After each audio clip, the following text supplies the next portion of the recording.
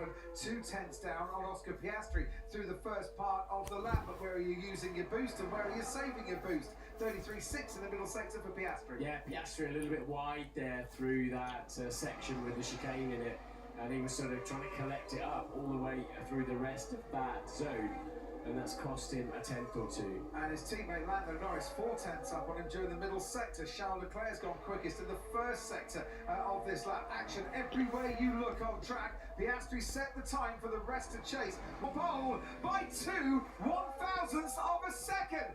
Is it 3 poles in a row here in Miami for Max Verstappen?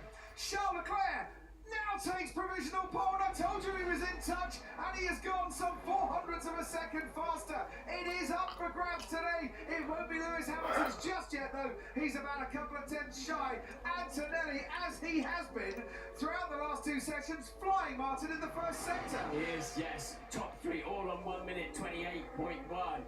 If Antonelli can do a 28.0 or even sneak into the 127s, he will be the new benchmark. He's got just to floor the throttle and ease the car, turn it right, hard right, over the line he goes, and he does get into the 127s. Kimi Antonelli, pole in China, pole in Japan. He's on provisional pole here in Miami. Could be his hat-trick this afternoon. It won't be George Russell's at this rate. 4/10 off after the first set of runs. And Toto Wolff trying not to smile too much. It's not a front row lockout for his team. But the youngster, Kimi Antonelli, who was the youngest pole sitter in any format in Formula One this time last year when he got pole from the sprint, now heads it for the Grand Prix, and by some margin. Absolutely. Yeah, that was a cracking lap. So, they go again though. They've all got another set of tyres, the key players, to go again on that. And Hamilton down in 6th, Piastri 7th. We saw that mistake about 2/3 of the way through the lap, and it has a compound effect where he ran a little bit wide. The thing is that 4/10 he lost to his teammate would still put Oscar Piastri behind Lando Norris and only 5th fastest. Red Bull have certainly got something to contend with there. Ferrari have got something to contend with, but Kimi Antonelli has found a lot of pace on that lap in comparison to those that he's competing against. I just see confidence from him. He just throws the car around a little bit. You know, he's really attacking the racetrack, and he's getting payback. So they call it in Italian sprezzatura, the art of making something difficult, something hard look really easy and effortless. And there's a bit of that to him this weekend. Sprezzatura.